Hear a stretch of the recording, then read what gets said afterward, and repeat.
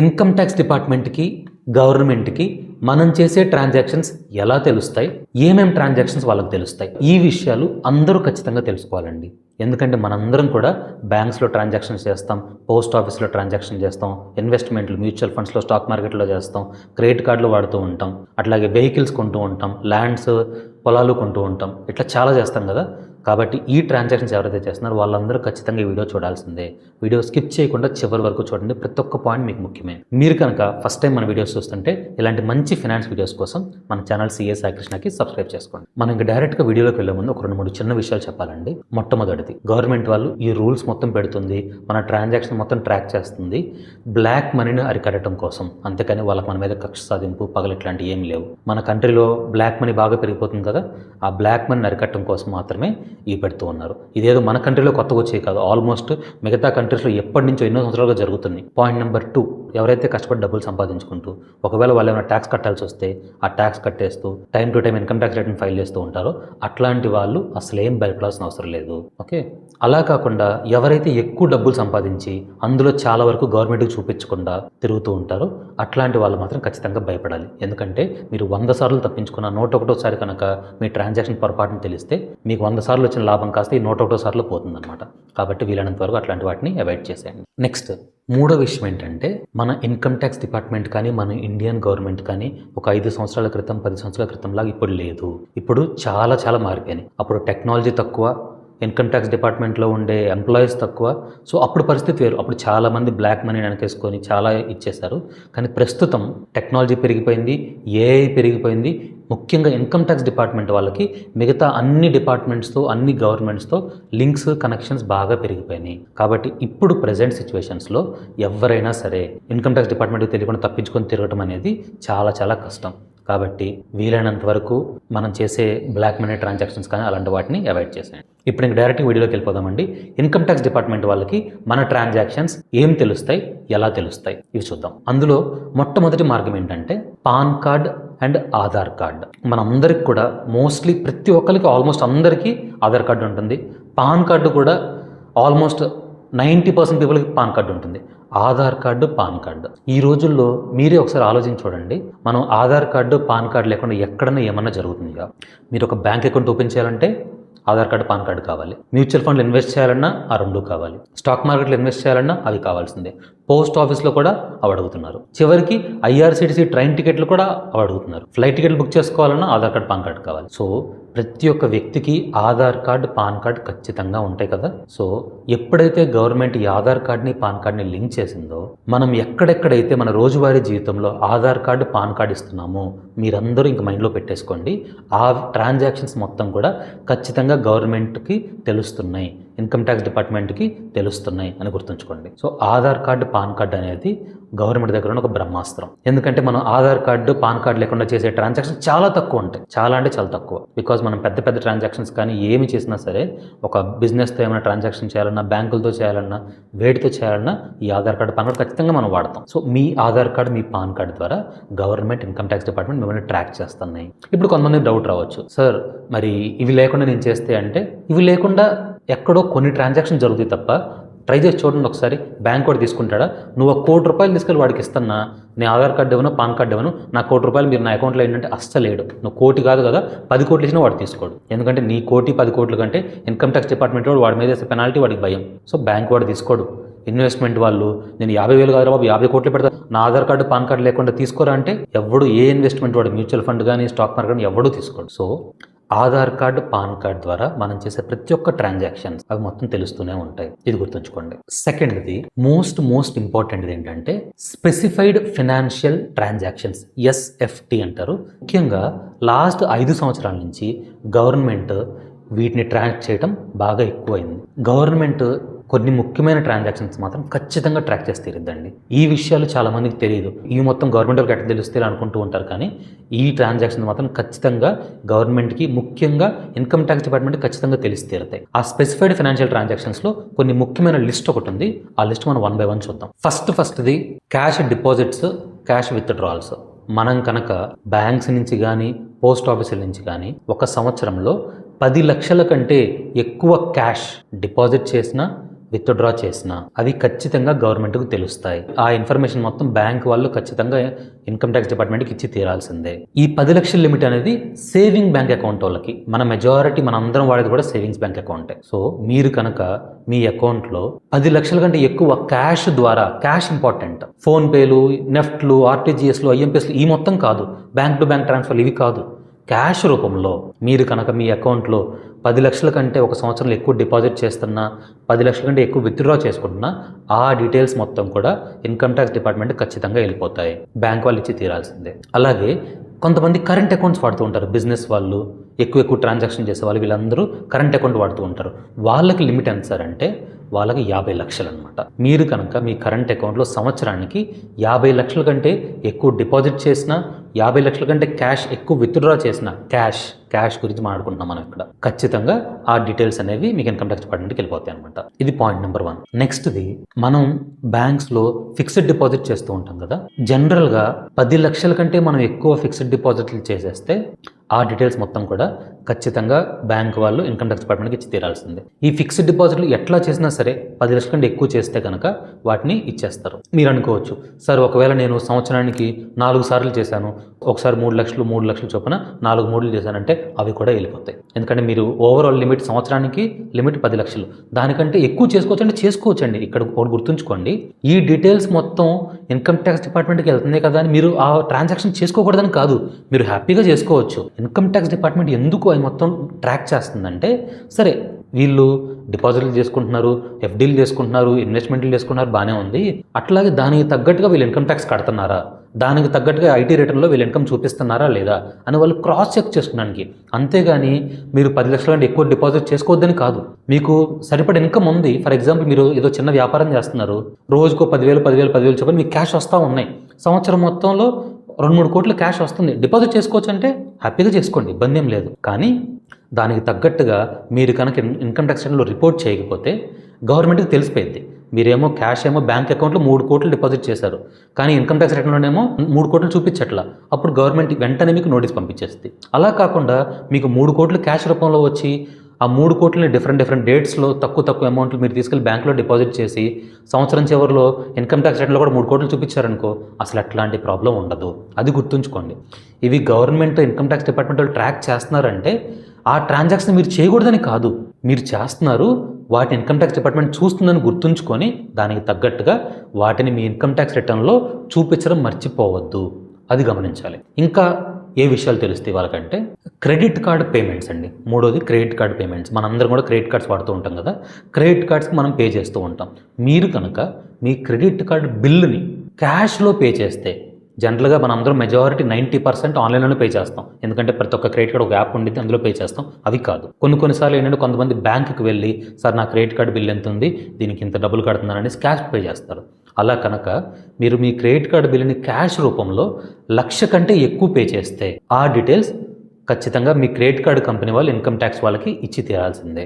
అలాగే ఇది ఒక కేటగిరీ. అలా కాకుండా మీరు కనుక ఒక సంవత్సరంలో క్రెడిట్ కార్డ్స్కి 10 లక్షల కంటే ఎక్కువ మీరు బిల్లు పే చేస్తుంటే ఖచ్చితంగా మీ క్రెడిట్ కార్డ్ కంపెనీ వాళ్ళు ఆ డీటెయిల్స్ని ఇన్కమ్ ట్యాక్స్ వాళ్ళకి ఇస్తారు. సార్ నేను క్రెడిట్ కార్డ్ బిల్లు ఆన్లైన్లో పే చేస్తున్నాను సార్ అంటే 10 లక్షల లిమిట్ అనేది మీకు వర్తిస్తుంది అనమాట.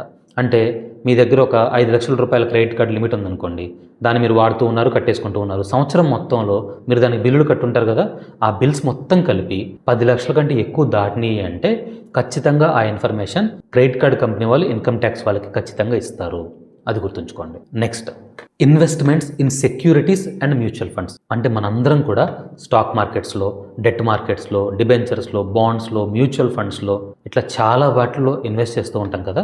మీరు చేసే ఆ ఇన్వెస్ట్మెంట్లు మొత్తం కూడా 10 లక్షల కంటే ఎక్కువ దాటితే ఆ మ్యూచువల్ ఫండ్ కంపెనీ వాళ్ళు కానీ, ఆ స్టాక్స్కి సంబంధించిన డీటెయిల్స్ కానీ అవి మొత్తం కూడా ఇన్కమ్ ట్యాక్స్ డిపార్ట్మెంట్ ఖచ్చితంగా వెళ్ళిపోతాయి. కాబట్టి ఎవరైతే ఇన్వెస్ట్మెంట్స్ 10 లక్షల కంటే ఎక్కువ చేస్తున్నారో ఆ ఇన్వెస్ట్మెంట్ డీటెయిల్స్ మొత్తం కూడా గవర్నమెంట్ వాళ్ళకి తెలిసిపోతాయి. ఇక్కడ యాక్చువల్లీ లిమిట్ అనేది 10 లక్షలు, కానీ మేము లాస్ట్ 2-3 years నుంచి అబ్జర్వ్ చేస్తుంది ఏంటంటే 10 లక్షలే కాదు, ఈ మధ్యకాలంలో మీరు ఆన్లైన్లో ఏ ఇన్వెస్ట్మెంట్ చేస్తున్నా సరే ఇన్కమ్ ట్యాక్స్ డిపార్ట్మెంట్ ట్రాక్ చేసుకుంటూ ఉన్నారనమాట. అంటే 1,50,000 మ్యూచువల్ ఫండ్లో ఇన్వెస్ట్ చేసుకున్నా, 2 లక్షలు ఇన్వెస్ట్ చేసుకున్నా, 50,000 ఇన్వెస్ట్ చేసుకున్నా అవి మొత్తం కూడా ఇన్కమ్ ట్యాక్స్ డిపార్ట్మెంట్కి లెక్కెళ్ళిపోతుంది. సో ఇది కూడా మీరు గమనించుకోవాలి. నెక్స్ట్ది immovable property transactions. And immovable అంటే మన ల్యాండ్, బిల్డింగ్స్, అపార్ట్మెంట్స్ ఇలాంటివి ఉంటాయి కదా, అట్లాంటివి అనమాట. అలాంటివి మనం అమ్ముతూ ఉంటాం, కొంటూ ఉంటాం కదా. ఆ ట్రాన్సాక్షన్స్ వాల్యూ 30 లక్షల కంటే ఎక్కువ దాటితే, అంటే మనం ఒక ల్యాండ్ కొన్నాం, లేకపోతే బిల్డింగ్ కొన్నాం, లేకపోతే ల్యాండ్ అమ్మాం, బిల్డింగ్ అమ్మాం, వాటి విలువ కనుక 30 లక్షల కంటే ఎక్కువ దాటితే, ఎక్కడైతే మనం ల్యాండ్ కానీ బిల్డింగ్ కానీ అమ్ముతామో కొంటామో ఆ రిజిస్ట్రేషన్ ఆఫీస్ ఉంటుంది కదా, ఆ రిజిస్ట్రేషన్ ఆఫీస్ వాళ్ళు ఖచ్చితంగా ఆ డీటెయిల్స్ని ఇన్కమ్ ట్యాక్స్ డిపార్ట్మెంట్కి పంపించి తీరాల్సిందే. 5 సంవత్సరాల క్రితం ఇట్లాంటి ఎక్కువ ఉండేవి కాదు, కానీ ఇప్పుడు మాత్రం రిజిస్ట్రేషన్ ఆఫీస్లో జరిగే పెద్ద పెద్ద ట్రాన్సాక్షన్ మొత్తం కూడా ఇన్కమ్ ట్యాక్స్ డిపార్ట్మెంట్కి వెళ్ళిపోతున్నాయి. అది కూడా గమనించుకోవాలి. సో 30 లక్షల లిమిట్ అనమాట. మీరు ల్యాండ్ కానీ బిల్డింగ్ కానీ అమ్మినా కొన్నా 30 లక్షల కంటే వాటి విలువ ఎక్కువ ఉంటే ఆ డీటెయిల్స్ ఖచ్చితంగా అక్కడికి వెళ్ళిపోతాయి, రిజిస్ట్రేషన్ ఆఫీస్ నుంచి ఇన్కమ్ ట్యాక్స్ డిపార్ట్మెంట్కి. Next, foreign currency transactions. జనరల్గా మనలో కొంతమంది బయట విదేశాల్లో ఉన్న వాళ్ళకి డబ్బులు పంపిస్తూ ఉంటాం, అలాగే అక్కడి నుంచి మనకు కొన్ని డబ్బులు వస్తూ ఉంటాయి. ఇలాంటి ట్రాన్సాక్షన్స్ ఉంటాయి కదా, ఫారెన్ కరెన్సీ ట్రాన్సాక్షన్స్. అలా కనుక 10 లక్షల కంటే సంవత్సరంలో ఎక్కువ చేస్తే ఆ డీటెయిల్స్ కూడా ఖచ్చితంగా బ్యాంక్స్ నుంచి డిపార్ట్మెంట్కి వెళ్ళిపోతాయి అన్నమాట, గుర్తుంచుకోవాలి. వీటన్నిటితో పాటు అండి, జనరల్గా ఇంకా చాలా విషయాలు బ్యాంక్స్ వాళ్ళకి తెలుస్తూనే ఉంటాయి. అంటే మనకి జనరల్గా బ్యాంకుల నుంచి వడ్డీలు వస్తూ ఉంటాయి కదా, సేవింగ్ బ్యాంకులో కానీ లేకపోతే ఫిక్స్డ్ డిపాజిట్లు కానీ వడ్డీలు వస్తూ ఉంటాయి కదా, ఆ వడ్డీలు మొత్తం బ్యాంకులకు తెలుస్తాయి. అట్లాగే మనం స్టాక్ మార్కెట్లో ఇన్వెస్ట్ చేస్తే షేర్స్లో నుంచి మనం కొన్నిసార్లు డివిడెండ్ని పే చేస్తూ ఉంటారు కదా, ఆ డివిడెండ్స్ మొత్తం కూడా గవర్నమెంట్కి తెలిసిపోతాయి. అలాగే మనం స్టాక్స్ కానీ మ్యూచువల్ ఫండ్స్ కానీ అమ్మినప్పుడు మనకి ప్రాఫిట్ రావచ్చు, లాస్ రావచ్చు. అది ప్రాఫిట్ అయినా లాస్ అయినా సంబంధం లేకుండా ఆ ట్రాన్సాక్షన్స్ మొత్తం కూడా గవర్నమెంట్కి తెలిసిపోతాయి. సో గవర్నమెంట్ వీటి మొత్తాన్ని కూడా, అఫ్కోర్స్ మీరు అనుకోవచ్చు, గవర్నమెంట్కి నా ట్రాన్సాక్షన్స్ ఏమేమి తెలుసో నేనేమైనా తెలుసుకోవచ్చా అంటే ఒక మార్గం ఉందండి. అదే ఏఐఎస్. అంటే పాన్ కార్డు ఉన్న ప్రతి ఒక్కళ్ళకి కూడా ఇన్కమ్ ట్యాక్స్ వెబ్సైట్లో మీరు ఒక అకౌంట్ క్రియేట్ చేసుకోవచ్చు.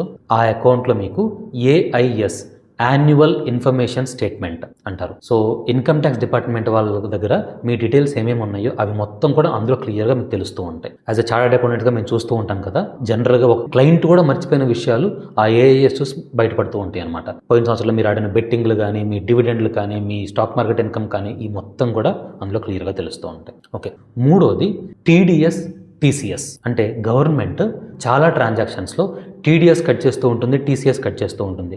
ఉద్యోగస్తులందరికీ తెలుసు, ఇన్కంలో నుంచి మీ పే స్లిప్లో ట్యాక్స్ కట్ చేస్తారు. ఆ కట్ చేసే ట్యాక్స్ని టీడీఎస్ అంటూ ఉంటారనమాట. సో మీకు ఎవరెవరైతే మీ దగ్గర టీడీఎస్ కట్ చేస్తున్నారో, అలాగే టీసీఎస్ కట్ చేస్తున్నారో, వాళ్ళందరూ కూడా పలానా వ్యక్తికి నేను ఇంత డబ్బులు ఇచ్చాను, ఆ డబ్బుల్లో నుంచి ఇంత టీడీఎస్ కట్ చేశాను అని ఆ డీటెయిల్స్ మొత్తం ఖచ్చితంగా ఇన్కమ్ ట్యాక్స్ డిపార్ట్మెంట్కి ఇచ్చి తీరాల్సిందే. ఒకవేళ మీ దగ్గర నుంచి ఎవరైనా టీడీఎస్ కట్ చేసినా, టీసీఎస్ కట్ చేసినా గుర్తుంచుకోండి, ఆ డీటెయిల్స్ మొత్తం కూడా గవర్నమెంట్కి తెలుస్తున్నాయి. ఇది మూడో మార్గం. మేజర్గా ఇవ్వండి. వీటితో పాటు ఇన్కమ్ ట్యాక్స్ డిపార్ట్మెంట్కి విజిలెన్స్ అని ఒక వింగ్ ఉంటుందన్నమాట. వాళ్ళు జనరల్గా బయట జరిగే పెద్ద పెద్ద cash transactions, black money transactions, ఇవి మొత్తం కూడా డీటెయిల్స్ గ్యాదర్ చేస్తూ ఉంటారు. ఎక్కడ ఎక్కువ జరుగుతున్నాయి, వాటిని ఎలా ట్రాక్ చేయాలనేసి ఇంకొక వింగ్ ఉంటుందన్నమాట. ఓకే, దాని గురించి మనకు పెద్దగా అవగాహన ఉండదు, ఎందుకంటే బయట మన ప్రపంచానికి పెద్దగా తెలియదు వాళ్ళు ఎలా ట్రాక్ చేస్తారు ఏంటి అనేసి. బట్ జనరల్గా ప్రతి ఒక్క ట్యాక్స్ డిపార్ట్మెంట్ కూడా విజిలెన్స్ వింగ్ అని ఒకటి ఉంటుంది. వీటన్నిటికంటే మరి ముఖ్యమైన ఇంకొక టూల్ ఉంది ఇన్కమ్ ట్యాక్స్ డిపార్ట్మెంట్ వాళ్ళ దగ్గర, అదే technology, AI. Income tax department వాళ్ళు ప్రాజెక్ట్ ఇన్సైట్ అని ఒకటి ఫాలో అవుతూ ఉంటారు. అంటే ఏంటంటే వాళ్ళు కలెక్ట్ చేసిన డేటా మొత్తం కూడా కలిపి ట్యాక్స్ పేయర్ ప్రొఫైల్ అని ఒకటి తయారు చేస్తారు. అంటే ప్రతి ఒక్క పర్సన్కి సంబంధించి కూడా, ఓకే, ఈ పర్సన్ ఆధార్ కార్డ్ నెంబర్ ఇది, పాన్ కార్డ్ నెంబర్ ఇది, ఈ పర్సన్ ఇన్కమ్ ట్యాక్స్ రిటర్న్లో ఈ ఇన్కమ్ చూపించాడు, ఈ పర్సన్కి బ్యాంక్లో ఇంత డిపాజిట్లు చేశాడు, ఇంత విత్డ్రాల్ చేశాడు, తనకి శాలరీ ఎంత వచ్చింది, మ్యూచువల్ ఫండ్ ఎంత ఇన్వెస్ట్ చేశాడు, బ్యాంకులో ఎంత ఇన్వెస్ట్ చేశాడు, క్రెడిట్ కార్డు బిల్ ఎంత కట్టాడు, ఇక్కడ ప్రాపర్టీ కొన్నాడు, ఇక్కడ ప్రాపర్టీ అమ్మాడు, ఆ డీటెయిల్స్ మొత్తం చూస్తారు. నీ ఇన్కమ్, నీకు సంబంధించిన ట్రాన్సాక్షన్స్ మొత్తం చూసి రెండు కూడా అంతా బాగానే ఉన్నాయి అనుకో, ఎట్లాంటి ప్రాబ్లం ఉండదు. అలా కాకుండా నీ ఇన్కమ్ ఏమో చాలా తక్కువ ఉంది, చాలా తక్కువ చూపించావు ఇన్కమ్ ట్యాక్స్ రిటర్న్లో, కానీ నీ ఆదాయం కానీ లేకపోతే నువ్వు చేసిన ట్రాన్సాక్షన్స్ కానీ కొన్ని కోట్లలో ఉన్నాయి, రెండింటికి పొంతం లేదు. అప్పుడేం చేస్తారంటే గవర్నమెంట్ వాళ్ళు ఫస్ట్గా మీకు నోటీస్ పంపిస్తారు. ఏం నోటీస్ అంటే, ఇదిగోండి సాయికృష్ణ గారు, మీరు ఇన్కమ్ ట్యాక్స్ రిటర్న్లో 10 లక్షల రూపాయలు ఇన్కమ్ చూపించారు, కానీ మా దగ్గరకు వచ్చిన ఆధారాల ప్రకారం మీరు 50 లక్షలు సంపాదించారు, డిఫరెన్స్ ఉంది. ఎందుకు మీరు 50 లక్షలు మీకు ఆదాయం ఉంటే 10 లక్షలే చూపించారు, దానికి ఏమన్నా కారణం ఉందా అని ఫస్ట్ మనల్ని కారణం అడుగుతారనమాట. దానికి సంబంధించిన నా దగ్గర ప్రూఫ్స్ ఉన్నాయి అనుకో, ఆ ప్రూఫ్స్ నేను చెప్తాను, సార్ ఆ 50 లక్షలు నేను డిపాజిట్ చేసిన మొత్తం నా ఇన్కమ్ కాదు సార్, అందులో పలానా అమౌంట్ ఉంది, లేకపోతే నా అగ్రికల్చరల్ ఇన్కమ్ ఉంది, అట్లా నేను చెప్పుకుంటాను, ప్రాబ్లం ఉండదు. అలా కాకుండా మీరు ఇన్కమ్ ట్యాక్స్లో చూపించిన ఇన్కమ్కి నిజమైన ఆదాయానికి రెండింటికి కనుక ఎక్కువ డిఫరెన్స్ ఉండి దానికి సంబంధించిన ఎక్స్ప్లెనేషన్ మీ దగ్గర లేకపోతే అప్పుడు ఇన్కమ్ ట్యాక్స్ డిపార్ట్మెంట్ వాళ్ళు మీ మీద స్క్రూటినీ చేస్తారు. స్క్రూటినీ అంటే ఏంటి సార్ అంటే మీకు సంబంధించిన ఇన్కమ్కి సంబంధించిన డాక్యుమెంట్స్ మొత్తం కూడా వాళ్ళకి తీసుకెళ్ళాలి. ప్రతి ఒక్కటి ఇన్కమ్ ట్యాక్స్ డిపార్ట్మెంట్ ఏది అడిగితే ఆ డాక్యుమెంట్స్ మీరు ఖచ్చితంగా ఇన్కమ్ ట్యాక్స్ డిపార్ట్మెంట్కి ఇచ్చి తీరాల్సిందే. ఒకవేళ ఇవ్వట్లేదు సార్ నేను ఇవ్వను అన్నారనుకో, చాలా సింపుల్. ఆ ఇన్కమ్ ట్యాక్స్ ఆఫీసర్ మీ మీద 100% అయితే 100%, 200% 200% పెనాల్టీ వేసేస్తారు. అంటే మీరు కనుక ₹1,00,00,000 ఇన్కమ్ ట్యాక్స్ ఎగ్గొడితే దాని మీద 2 కోట్లు ఎక్స్ట్రా పెనాల్టీ వేసే అవకాశం ఉందన్నమాట. ఈ ట్రాన్సాక్షన్ మొత్తం కూడా సో ఇలా జరుగుతుందన్నమాట. ఎవరైతే బిజినెస్ చేస్తున్నారో ఇన్కమ్ ట్యాక్స్ డిపార్ట్మెంట్కి జిఎస్టీ డిపార్ట్మెంట్కి 2 డిపార్ట్మెంట్స్ వేరైనా కూడా 2 గవర్నమెంటే కాబట్టి ఆ రెండింటి మధ్య కూడా ట్రాకింగ్ ఉంటుంది. అంటే మీరు మీ జిఎస్టీ రిటర్న్స్లోనేమో 10 కోట్ల రూపాయలు సేల్స్ చూపించి ఇన్కమ్ ట్యాక్స్లో రిటర్న్స్లోనేమో ₹1,00,00,000 చూపించారనుకో, క్లియర్గా డిఫరెన్స్ అర్థమైపోతుంది కదా. వెంటనే మీకు నోటీస్ వచ్చేసింది. మీ జిఎస్టీలో 10 కోట్లు చూపించారు, మాకు ₹1,00,00,000 చూపించారు, రిమైనింగ్ ఎందుకు చూపించలేదు, అది చూపించండి అనేసి నోటీస్ వచ్చేస్తుంది అనమాట. సో ఈ మొత్తం గమనించుకొని మీరు గుర్తుపెట్టుకోవాల్సింది ఏంటి అంటే ఇన్కమ్ ట్యాక్స్ డిపార్ట్మెంట్ వాళ్ళు పిచ్చోళ్ళేం కాదు. మనం చేస్తున్న చాలా ట్రాన్సాక్షన్స్ వాళ్ళకి తెలుస్తున్నాయి. కాబట్టి ఇన్కమ్ ట్యాక్స్ డిపార్ట్మెంట్ మోసం చేద్దామని లేకపోతే తెలియకుండా చేద్దామని అట్లా అనుకోవద్దు. చక్కగా కష్టపడి సంపాదించుకుంటున్నాం, అందులో మన బాధ్యతగా ఎంత ట్యాక్స్ కట్టాలో అంత కట్టేసుకుందాం, చక్కగా రిలాక్స్ మనశ్శాంతిగా ఉన్నాం. అట్లా కాకుండా సంపాదించేసుకొని ట్యాక్స్ కట్టకుండా ఎగ్గొట్టేసేసి ఉన్నామంటే ఉండేవాళ్ళు లేరా అంటే ఖచ్చితంగా ఉన్నారు, కానీ వాళ్ళకి మనశ్శాంతి ఉండిద్దా అంటే ఉండదు. అది సో మీలో చాలామంది క్వశ్చన్ అడుగుతున్నారు, సార్ ఇట్లాంటి రూల్స్ మొత్తం మనకే సార్ మనలాంటి సామాన్య ప్రజలు కానీ కరెక్టే అండి, నేను సామాన్య ప్రజల్ని, మనకే అంటే ఒకటి గుర్తుంచుకోండి, మనం ఒకవేళ ట్యాక్స్ కట్టేసుకున్నాం అనుకో, సరే కొంచెం బాధగా ఉన్నా కూడా ఇబ్బందిగా అనిపించినా కూడా పర్లేదు, ప్రశాంతంగా మనశ్శాంతిగా ఉంటాం. అలా కాకుండా బ్లాక్ మనీ సంపాదించుకుంటూ కూర్చున్నాం అనుకోండి, ఎప్పుడు భయమే. ఉండటానికి 20 కోట్లు 50 కోట్లు 100 కోట్లు ఉన్నా కూడా ఎప్పుడు భయమే. అమ్మో ఎప్పుడు గవర్నమెంట్ మారిద్దో, ఎప్పుడు మన మీద నోటీసులు వస్తాయి, ఎప్పుడు ఇన్కమ్ ట్యాక్స్ రైడ్కి వస్తారని ఎంత మనశ్శాంతి లేకుండా జీవిస్తారంటే చెప్పలేం. సో మీరందరూ కూడా సార్ మనకే ఈ రూల్స్ మొత్తం పెద్దోళ్ళు ఎవరు ఫాలో అవ్వరు సార్ అనుకుంటూ ఉంటారు, కానీ మనకుండే మనశ్శాంతి వాళ్ళకు ఉండదు, గుర్తుంచుకోండి. అలాగే ఇంకొకటి, ట్యాక్స్ కట్టడం అనేది అండి దేశ పౌరులుగా మన బాధ్యత. సో ఎంతైతే మనం కట్టాలో అంతవరకే కడదాం. గవర్నమెంట్ కూడా అండి ఇదివరకులాగా లేదు, కొంచెం మారుతుంది. ఇదివరకు ప్రతి ఒక్క చిన్న ట్రాన్సాక్షన్ కూడా ట్యాక్స్ కట్టాల్సి వచ్చింది. ఇప్పుడు చూడండి, ఈ సంవత్సరం నుంచి 12 లక్షల్లో మీరు డబ్బులు సంపాదిస్తుంటే ₹1 ట్యాక్స్ కట్టడం అవసరంలా. ఆల్మోస్ట్ 12 లక్షలు. మన ఇండియాలో మెజారిటీ ఆల్మోస్ట్ 70-80% మంది ఇందులోకే వస్తారు. 12 లక్షల కంటే తక్కువ కదా. సో ఎందుకు చెప్పండి, ఆ 12 లక్షల కంటే తక్కువ ఉన్న వాళ్ళందరికీ ₹1 ట్యాక్స్ లేనప్పుడు మనం ఎందుకు ఇంకా దొంగ ట్రాన్సాక్షన్ చేయటం. సో గవర్నమెంట్ ఏ రూల్స్ చెప్పింది ఆ రూల్స్ ఫాలో అయిపోతే మనశ్శాంతిగా ఉన్నాం.